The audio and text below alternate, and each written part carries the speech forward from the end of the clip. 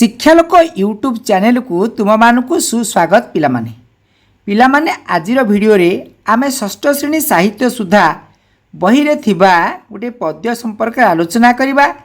तेबे ता पूर्वरु गोटे धंदा तुमको मानकु मु पचारिबी, देखिया तार उत्तर तमे किए देई पारछ। धंदाटी होछि पिलामाने कोन ना ग्रीष्म शेषे आसई मुही सबुज दिसे टांगरा भुई मते देखी खुशी प्राणी जगत कह पिले कह किए मोहित।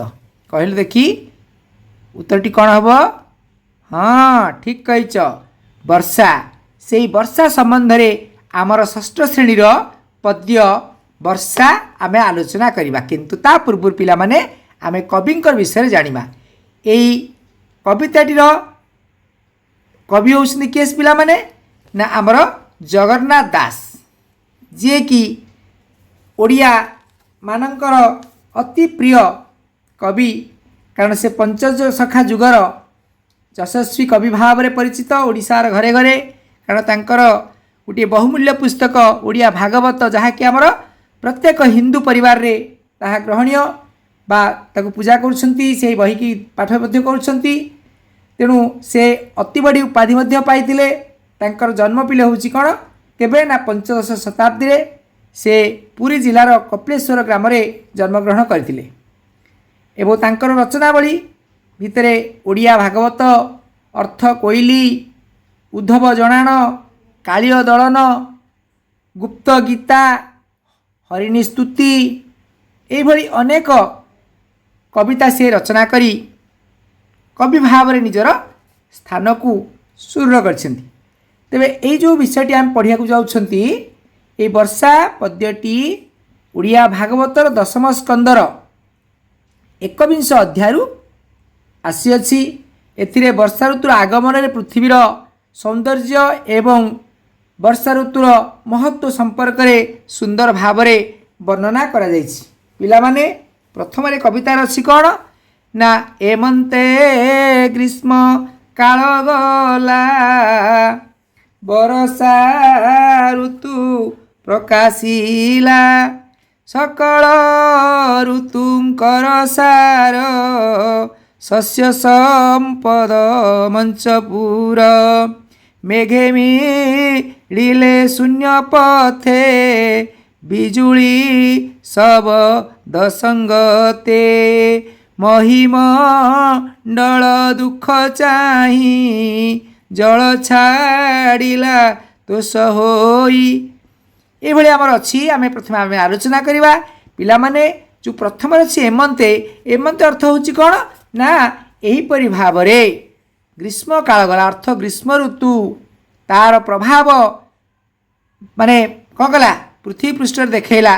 दीर्घ 8 मास काल आमर सूर्यंकर किरण रे पृथ्वी कौन है उत्तप्त होइतिला।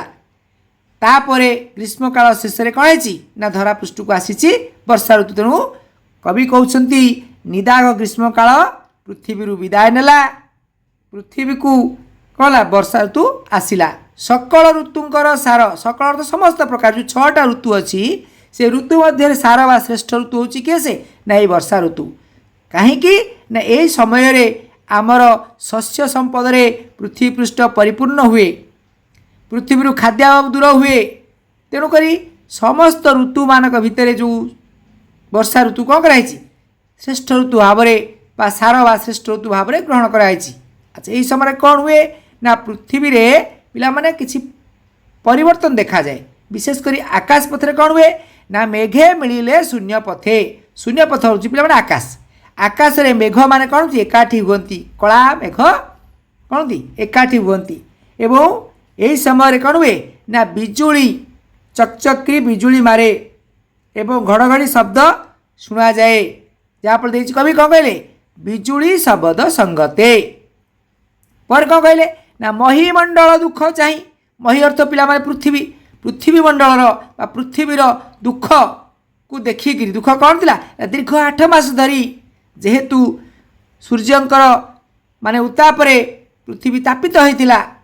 तेणुक से जो दुख से जो कष्ट ताकू देखिक सही पारनी कैसे मेघ। तेणु से अत्यंत खुशी मन रे तोष ଚିତ୍ତରେ କ'ଣ କଲା ଜଳ ଦାନ କଲା ବା ଆମେ କହିବା ବର୍ଷା ହେଲା। କେମିତି ବର୍ଷା ହେଲା ନା ଘୋର ଶବଦେ ମେଘମାଳ ଗୁରୁ ଗର୍ଜନ କରି ଆକାଶ ଦେଶରେ ମେଘମାନେ ଏକାଠି ହେଲେ ଏବଂ ଘଡ଼ଘଡ଼ି ବିଜୁଳିରେ ଚମକେଇ ଦେଲେ ଏବଂ କ'ଣ କଲେ ଟପ୍ ଟପ୍ ଟପ୍ ଟପ୍ ବର୍ଷା ଝରିଲା ଗର୍ଜିଣ ବରସନ୍ତି ଜଳ। ଆଉ କ'ଣ କହିଲେ କବି ନା ପ୍ରାଣୀ ଜଗତ ଜଳରାଶି ପ୍ରାଣୀ ଜୀବନ ଜଳରାଶି ପ୍ରାଣୀମାନଙ୍କର ଜୀବନ ହେଉଛି କିଏ ନା ଏଇ ଜଳରାଶି। ତେଣୁ କବି କହିଲେ ପ୍ରାଣୀ ଜୀବନ ଜଳରାଶି କରୁଣା ଚିତ୍ତରେ ବରସି। ପ୍ରାଣୀର ଜୀବନ ହେଉଛି କିଏ ସେ ନା ଜଳ ଜଳ ହେଉଛି ପ୍ରାଣୀର ଜୀବନ। ତେଣୁ କବି କହୁଛନ୍ତି ପ୍ରାଣୀର ଜୀବନ ଯେହେତୁ ଜଳ ଜଳ ବିନା ଆମେ ପ୍ରାଣୀ ଜଗତ ବଞ୍ଚିପାରିବ ନାହିଁ। ତେଣୁ ବର୍ଷା କ'ଣ କଲା କରୁଣା ବା ଦୟା ଚିତ୍ତରେ ସୁଶୀତଳ ଜଳ ଦାନ କରି କ'ଣ କଲା ପୃଥିବୀବାସୀକି ଖୁସି କରାଇଦେଲା ନା ନାହିଁ। ତେଣୁ ତାପିତ ଦେଇଛି ପୃଥିବୀ ରବି ତେଜ ଗ୍ରାସେ ପୃଥିବୀ କ'ଣ ରବିର ତେଜ ଗ୍ରାସରେ ଦୀର୍ଘ 8 ମାସ ଧରି ତାପିତ ହୋଇଥିଲା ଏବଂ ଜଳ ପାଇଲା ତୋଷ ଚିତ୍ତେ ତପସ୍ୱୀ ଜନଙ୍କର ମତେ। ଏବଂ ଯେତେବେଳେ ବର୍ଷା ଋତୁ ଆସିଲା ସେ ବର୍ଷା ଋତୁ କ'ଣ କଲା ଜଳ ପାଇଲା କି ସେ ପୃଥିବୀ ପୃଷ୍ଠ ଅତ୍ୟନ୍ତ ତୋଷ ଚିତ୍ତରେ ସେ ଯେହେତୁ ଜଳଦାନ କଲା ଏ ପୃଥିବୀ କ'ଣ କଲା ନା ଜଳ ପାନ ଲାଭ କରି ଅତ୍ୟନ୍ତ ଖୁସି ହେଲା। ତେଣୁ କବି କହୁଛନ୍ତି ଜଳ ପାଇଲା ତୋଷ ଚିତ୍ତେ ତପସ୍ୱୀ ଜନଙ୍କର ମତେ। ଅର୍ଥାତ୍ ଆମେ ଜାଣୁ ଯେ ପୃଥିବୀ ଦୀର୍ଘ 8 ମାସ ଧରି ସୂର୍ଯ୍ୟ କିରଣରେ ଉତ୍ତପ୍ତ ଥିଲା। ଜଳ ପାଇ ସମସ୍ତେ ତୋଷ ହେଲେ ବା ଖୁସି ହେଲେ। ଯେଭଳି ତପସ୍ୱୀ ଜନ କଠୋର ତପସ୍ୟା ପରେ ଫଳ ପାଇଥାନ୍ତି ଠିକ୍ ସେହିପରି ପୃଥିବୀବାସୀ ସୂର୍ଯ୍ୟଙ୍କର 8 ମାସର ଉତ୍ତପ୍ତ କିରଣ କଷ୍ଟ ସହିଥିଲେ ମଧ୍ୟ ସେମାନେ ଶୀତଳ ଜଳ ପାଇଲା ପରେ ଖୁସି ହେଲେ। ତେଣୁ କବି କ'ଣ କହିଲେ ତପସ୍ୟା ଫଳ ଯେହ୍ନେ ପାଇ ଭୁଞ୍ଜନ୍ତି ଭୁଞ୍ଜନ୍ତି ଅର୍ଥ ପିଲାମାନେ ଭୋଗ କରନ୍ତି ଅତି ସୁଖୀ ହୋଇ ଅତ୍ୟନ୍ତ ଖୁସିରେ ସେମାନେ ଭୋଗ କରନ୍ତି ବା ତାକୁ ଗ୍ରହଣ କରନ୍ତି। ନା ଖଦ୍ୟତ କୀଟ ନିଶାମୁଖେ ନିଶାମୁଖେ ଶବ୍ଦ ଅର୍ଥ ପିଲାମାନେ ସନ୍ଧ୍ୟା ସମୟ ଯେତେବେଳେ ବର୍ଷା ଋତୁରେ କ'ଣ ହୁଏ ସନ୍ଧ୍ୟା ସମୟ ଆସେ ସେତେବେଳେ ଖଦ୍ୟତ ବା ଆମେ ଯେଉଁ କହିବା ଜୁଳୁଜୁଳିଆ ପୋକ ସେମାନେ ପୃଥିବୀର ଚାରିଆଡ଼େ କ'ଣ କରନ୍ତି ଦପ ଦପ ଦପ ଦପ ଆଲୋକ କରିକି ଘେରି ରହନ୍ତି ବା ସେମାନେ ଆଚ୍ଛାଦିତ କରନ୍ତି ଜଗତକୁ ଆବରି ପକାନ୍ତି। ତେଣୁ କବି କହିଲେ ଖଦ୍ୟତ କୀଟ ନିଶାମୁଖେ ଜଗତ ଆବରିଲେ ସୁଖେ। ଆଉ କ'ଣ ହେଇଛି ପରିବର୍ତ୍ତନ ନା ମଣ୍ଡୁକେ ମେଘ ନାଦ ଶୁଣି ମଣ୍ଡୁକେ ଅର୍ଥ ପିଲାମାନେ ବେଙ୍ଗ ଯେଉଁମାନେ କି ମେଘର ଆଗମନଙ୍କର ବାର୍ତ୍ତା ଶୁଣିକିରି ସେମାନେ ଅତ୍ୟନ୍ତ ଖୁସି ହୋଇ ସେ କ'ଣ କରନ୍ତି ଗର୍ଜିଣ ଆବରନ୍ତି ପାଣି ସେମାନେ ଗର୍ଜନ କରନ୍ତି କେ କଣ୍ଠର ଗର୍ଜନ କରିକି ପାଣି ଭିତରେ ସେମାନେ ଚବର ଚବର ହୁଅନ୍ତି। ଏବଂ ତୁମେ ଦେଖିଥିବ ସାରୁ ଗଛ ମୂଳରେ ବେଙ୍ଗୁଲି ରାଣୀ କ'ଣ କରେ ବୋବାଏ।